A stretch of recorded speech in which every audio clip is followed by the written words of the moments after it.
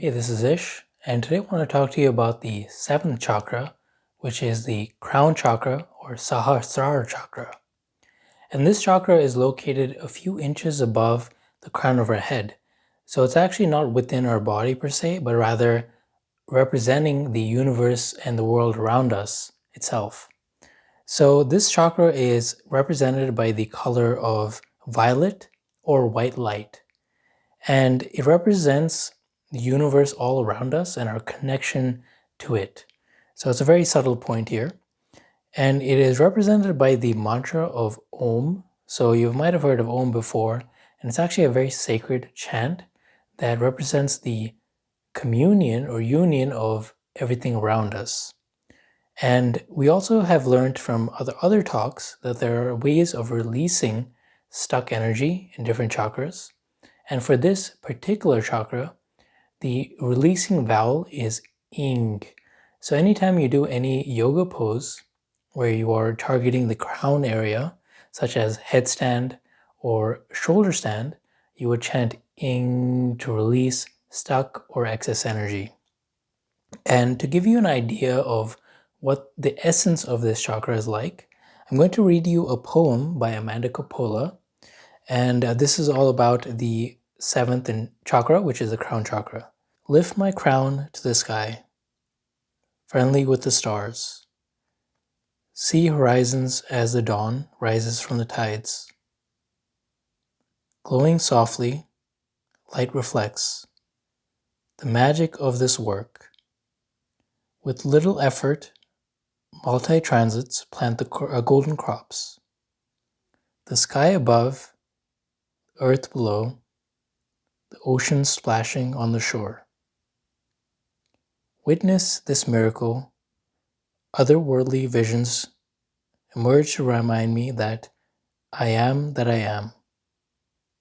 I am the ocean and the shimmering stars. I am the sound that reaches Mars. I am the universe is me. Above the crown is all I see. So if you really understood this, the whole vibe behind this little poem, it's all about being expanded. So consciousness is expanded in this talk, right? And it's all about being one with everything around you, like the ocean and the sky above us and the earth below us. Your energy and awareness is all around you into the universe. So contrast this with the first chakra, which is all about the little me or the ego, as you will. So the first chakra is all about the fears, your personal anxieties, and your roadblocks and apathy. Meanwhile, this 7th chakra is all about being above that and actually not being so self-centered, but rather expanding and connecting with the world around you. So it's a different awareness. So your awareness actually grows to encapsulate everything around you. So it's a much broader scope of awareness. And some things to touch upon the 7th chakra is to ask yourself, what is my higher purpose in life? So rather than thinking about things that really just what society expects of you to do, or things that you have to do on a day-to-day basis, think of something that's higher than yourself. You can call it universe or God or whatever you call it. What is your higher existence or higher being and ways of expressing yourself? And how can I serve humanity the way I am? So what is your unique gift or purpose that you can give the world around you? So this is up to you and your personal experience. So for me right now, it's all about making these spiritual talks, or maybe I make talks on confidence. Maybe for you, it's, baking or making, videos on how to be a good chef or how to be a good gardener. Whatever it is for you, what is your gift that you can give the world? And you want to serve humanity. So what are you here to do that you can actually serve other people? And you'll find that when this particular chakra is imbalanced, the energy becomes very contracted. So you're focused on materialism or attachment to things in the world, because the 7th chakra is all about being one or being with unity with things around you. So the opposite of that is actually being in a contracted state where you're being very attached to things and you have this dualistic mindset that you don't actually see the true nature of yourself, but rather clinging on to ego residue. So you're focusing on material objects like money or fame or status, or perhaps you have a lack of purpose in life, a higher purpose. So you're just going to a job because society tells you to, rather than doing things from your own accord, from your own true nature or purpose. Or perhaps you feel that you're alienated from other people and you're different from other people and you can't relate with other people, which is actually a lie because you're one with everything, right? So this is another imbalance. Or perhaps you have an excessive ego, and this also includes spiritual ego as well. Perhaps you're saying, oh yeah, I meditated for 10 hours a day, I'm amazing. That's also a form of ego as well.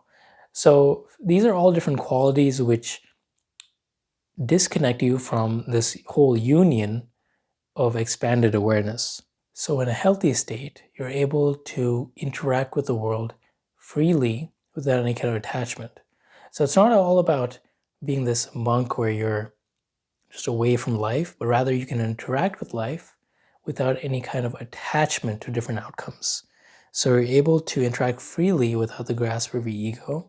And this is also called karma yoga, which I'll talk about in a bit.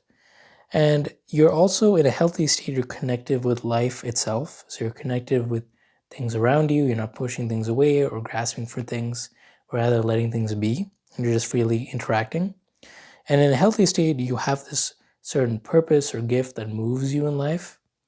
And this sort of energy is a bit more subtle than the lower energies that I've talked about earlier, because obviously you think you might have this down, but in reality, you may be coming from a place of apathy where you don't think about your emotions. So this sort of energy of the 7th chakra is actually very subtle, and it actually takes some time of integrating your lower chakras, which is what I recommend, before you can actually work on this particular chakra. Because you can think that you're being one with everything, but in reality, you're coming from a first chakra imbalance of apathy where you're pushing everything away. So it's a very subtle point, but I want to make sure that you actually integrate your lower chakra energies. And even the Buddha himself, he tried to go about this whole route of just being an ascetic where he just pushed away life and was just like, I'm just going to torture myself into meditation, and it actually didn't work for him because he obviously realized that you need to be well fed and sleep well and have your physiological needs met and physical needs met before you can actually work on the higher levels of spiritual growth. And the same way applies as if you don't have your finances in order, if you're struggling and you're homeless, this working on this chakra doesn't really help you much because you actually need to integrate these other chakras before you can work on this quality of being one with everything. So it's a kind of ironic in a sense because you do need to work on these worldly subjects before you can actually transcend them. And it's only from a place of actually experiencing it that you can actually transcend them. So this is a bit of an irony there. And some ways we can actually work on the 7th chakra to access this is the biggest thing is actually meditation. And in particular, Zen meditation is perfect for this, and also loving kindness meditation is perfect for this. So in Zen meditation, this is great because you're just being one with everything. You're just sitting there and you're not changing your energy in a certain way, but what Zen is really great about is you're being with everything that's around you. No changing, nothing. You're just being with everything. And that's perfect because that drops away your attachments to different things and you're just able to experience a moment just as it is. And loving kindness is great because it connects you with the world around you. It's also great for opening up your 4th chakra, the Anahata chakra, which is all about love and kindness. But in particular, this also works the 7th chakra as well because you're connected with the external world around you as well. So these are two perfect things, and I think meditation is the number one way to work on this chakra. I mean, sure, there are yoga poses like I mentioned, like headstand and shoulder stand, but in reality, you'll notice a much stronger effect from having a longer period of meditation and just following through with that. And this way you'll actually allow yourself to interact with the world without being attached to different things. And meditation teaches you not to be attached.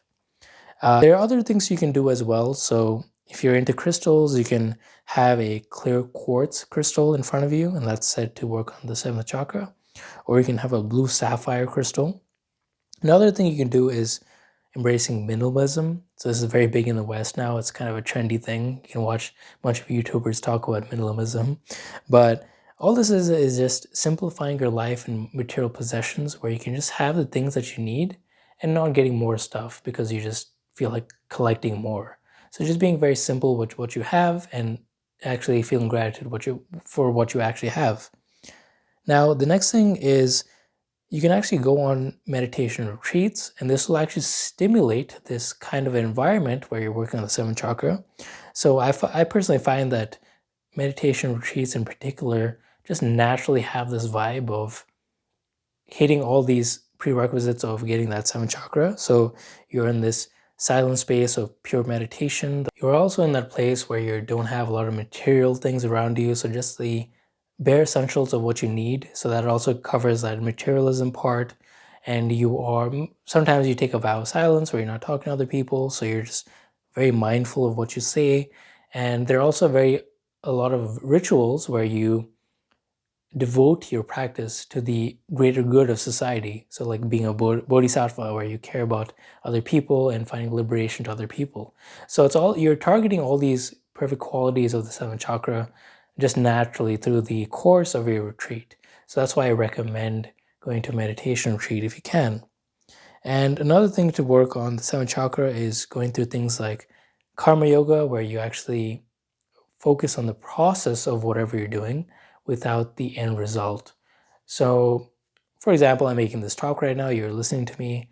Now, the way to do it is just to be, if I'm being totally present with what I'm saying and I'm just delivering what I say in the hopes that you like this content and you find value. But what isn't good is if I try to say, okay, maybe I can get more likes out of this or more followers out of this, and I'm trying to clasp on some result. Well, that's the opposite of karma yoga. So karma yoga is all about being in the process of this and being actually enjoying whatever I'm saying or whatever you're doing without attaching to the end result. And this is that perfect 7th chakra of actually being in this world, but not attaching to the outcomes. So you're not creating these excess attachments to yourself. So this leads into my next point of this quote, which is, be in this world, but not of it. And this is a quote that's said a lot in Christianity, and I've also seen this in Buddhism as well, where you want to be in this world because you're obviously here as a human being listening to this, but not attached to different things. So what this means is that you can still interact with the world, do the things that you normally do, but it's coming from a different place where you're not being needy or grasping for things or just coming up with these elaborate stories, but rather just allowing this gradual expression of who you are and not just needing things. And that's the best way I can describe it, where you can just still do the things you want to do and still express your true nature, but you're not wanting your ego to take over and make all these crazy explanations and stories and drag you into all these attachments. So you'll even find that all these enlightened masters of the past, I mean, they were just people that went out to the market and bought alcohol or bought fish or whatever they did, and they still interacted with people, and they weren't just these hermits. Rather, they could still find the time to interact with the world, but at the same time, they had this different quality where they weren't immersed with all these chaotic samskaras and cycles and all these things that other people interact with. So it's coming from a different place. So hopefully this shed light on the 7th chakra. It's more of a subtle point than the other chakras, because the other chakras, the lower chakra, is all about the day-to-day stuff of conquering your fears, creating this nice life for yourself, or creating this creative energy. But the 7th chakra is all about actually getting rid of this gravitational pull of all the things around you. And if you can learn to ideally come from this place of stillness while you do the things around you, that's actually ideal. So hopefully you like all these talks that I've had prior on working in your chakras. And if you have any other talks or questions on how to work on specific chakras, just let me know, and I can totally help you out. Thank you.